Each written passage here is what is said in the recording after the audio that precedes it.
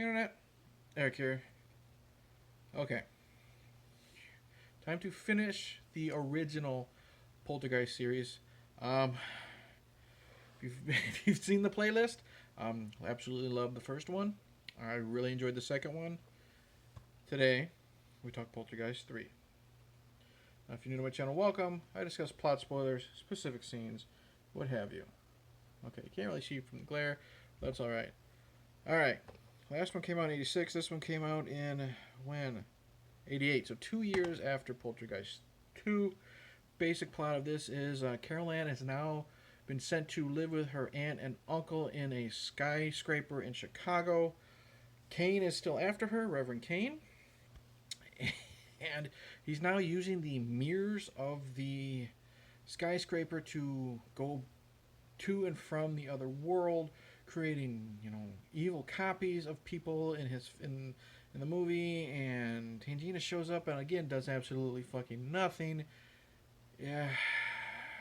Yes. Okay. First off, yes, we'll get the elephant out of the room again, like I started with the last video for Poltergeist 2. Since this, Will Sampson, I believe, has died because everyone thinks the Poltergeist movies are cursed. So we've had Dominique Dunn from Part 1. She was murdered after that came out.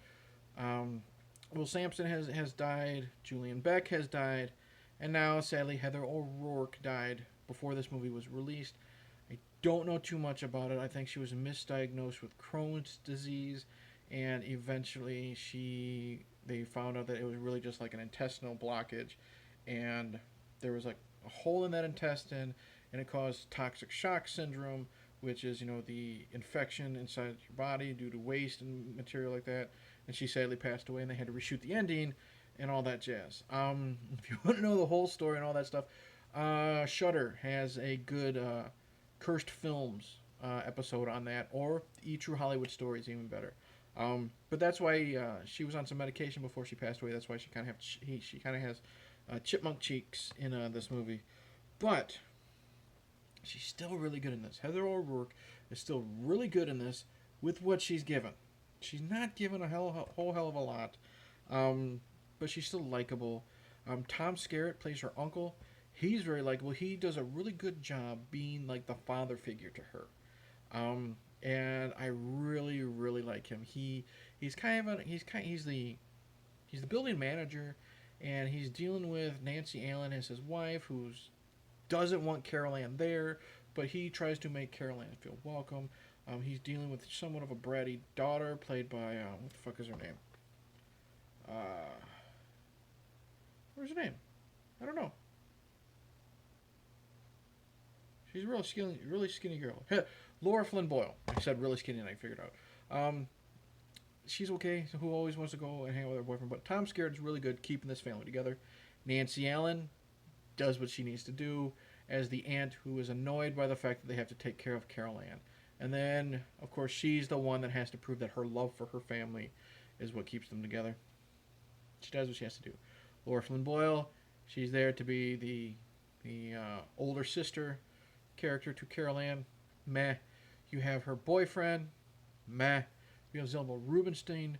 Sucks balls. This is her worst performance out of all three movies. She definitely phoned this in. Every time she's on screen, maybe 5 minutes in this movie, she's having tea time with her friend, and she's having a vision. He found her. He found her. And then she runs away during tea time. She's on a plane going there, and she's holding her necklace that she got from Taylor the shaman from Part 2, and she goes, the mirror. Like, wanting Carol Ann to either break the mirror, I think, stupid, and then at the end when she's trying to rescue everybody, like she sacrifices herself and dies. Okay, and then her spirit shows up in the climax to help Nancy Allen, and she goes, "Kane, I will lead you into the light because I have the power."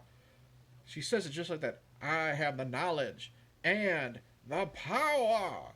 She says it just like that, like how a 5-year-old would read. It's horrible. She's Zelda Rubinstein is as horrible of an actress as Tangina is a medium. 3 films, and she can't get her job right until the end of this one. So she's horrible. So, acting wise, Heather O'Rourke, great. Tom Skerritt, great. The rest, from Nancy Allen down to Laura Flynn Boyle, down to whoever the boyfriend is, down to Zelda Rubinstein. Crap. I like the concept of the mirrors. I'll give it that because allows this film to have a lot of cool ideas. They don't show it here. Here we go. No, this isn't it. I was gonna say this, but there's a scene where Kane is trying to talk to Carol Ann through the mirror, and she's got like mirrors in her room, and she puts her hands on her mirrors, and it's this really cool effect. You see fingers come out of the mirror, and they grab Heather O'Rourke, they grab Carol Ann, and they lift her up after her face morphs and her reflection says, "We're back." It lifts her up. She's kicking and screaming. That's a really cool effect. There's some really cool ideas like Laura Flynn Boyle's trying to look pretty because her and her friends are going to go sneak out and go swimming or something. And in the mirror, it shows the door open. And Carol Ann basically says, "Hi, you look pretty, blah, blah, blah." And then Laura Flynn Boyle turns around and the door's shut. And then she opens the door and then Carol Ann says, "Hi, you look pretty, blah, blah, blah." So that's really creative. I like say Laura Flynn Boyle is walking down the hallway to go to the party, and on her right side is the mirrors, and all the doors open on her right side. Left side's totally closed, and different reflections of Kane step out to stare at her. That's a cool idea. I love how you have the mirror images, the bad versions of Laura Flynn Boyle show up, and her boyfriend show up. And I didn't notice it the first time, but on second watching, you can tell that they're fake because the words on their shirts are in reverse.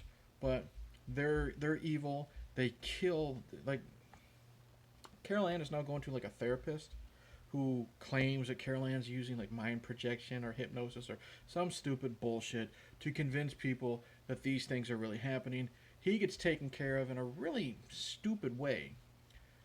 But when the reveal is that it's really an evil Laura Flynn Boyle, that's really cool because it's a really cool effect because her and evil boyfriend look at each other. I think they kiss, but he like caresses her cheek and he starts to peel it off in a really cool effect. And like you see like, I think it's like blue or something underneath. And then she walks around with like, that big piece of skin hanging off her face. As they walk down the row of doors, open doors on one side, closed doors on the other side. They go through the open door through the mirror. That closes. The other door on the other side, it's confusing, is already shut. So those are cool ideas. I love the ideas with the mirrors. There is a really cool scene. Throughout most of this movie, everyone's complaining about the air conditioning. There's no heat in this skyscraper. Eventually, they get to the parking garage. Tom Skerritt, Nancy Allen, everyone's missing. And everything is covered in snow. All the snow has covered all the cars. And the cars are turning on. They're chasing Tom Skerritt and Nancy Allen. They're diving out of the way. And it's some really cool stunts, some really cool effects. Tom Skerritt is really doing his great job. Like, Kane shows up, and Tom Skerritt yells, like, "What do you want?" Kane just says, "You." That's really cool. There's not much to say concerning Kane because he's hardly in the movie other than just staring at Carol Ann and looking spooky. I don't think he looks like obviously it's not Julian Beck. Rumor has it I heard that they took a facial cast of Julian because he was too sick to play Kane in this one, and they put it on the actor. It looks horrible. And then there's the ending. The original ending is on this Blu-ray. It sucks. It had to be changed to the ending that we have now because the director Gary Sherman didn't want to release this film after Heather O'Rourke died, and who is it? Warner Brothers, MGM made them reshoot the ending, and that's where Tangina does that "I have the knowledge and the power" line, and she takes Carol Ann's place to go lead Henry Kane into the light. And then we have the family come back and they're safe. And of course we have a body double for Heather O'Rourke. She doesn't look at the camera. it's a better ending, I think, than than the original intended one. It still sucks because after Kane gets led into the light, we hear some lightning flash, and then Kane laughs. So did Zelda Rubinstein fail once again? Probably because she sucked. Um, Poltergeist 3. Do I recommend it? Maybe. It's tough. I don't hate it. I love the concept with the mirrors. Lots of really cool execution with the mirrors. I really like that effect with the peeling face. Um, there's a scene, when Zelda sacrifices herself. She turns into a mummy, and Laura Flynn Boyle crawls out of the body. That's a really cool and gross effect. When Carol Ann is taken away, she's not taken away um, by television or whatever happened in part two. She is running into the parking garage, and of course she steps on the biggest puddle that's on the floor. It's just there in the middle of nowhere. She gets pulled down by all these hands and the light shining under the water. That looks really cool. But overall, Poltergeist 3 is a really, really poor follow up to Poltergeist 2. Um, Not all of it is because of what happened to Heather O'Rourke. It's just the execution. The actors are kind of blah overall, other than Tom Skerritt and Heather. Really cool looking mirror effects, but overall, watch it if you want to watch the entire trilogy of the original movies. So, eh. So that's it. Thank you for watching. Like and subscribe. Click the bell. All that stuff. Comment below. Tell me if you actually really like this movie. I don't hate it. It's just, you know what I mean. Eventually, I'll get to the remake and then probably be done with the Poltergeist series because I don't think they plan on remaking anything anymore because I think the remake failed at the box office, even with Sam Rockwell. But anyways, that's it. Don't know what else to say. So, cheers.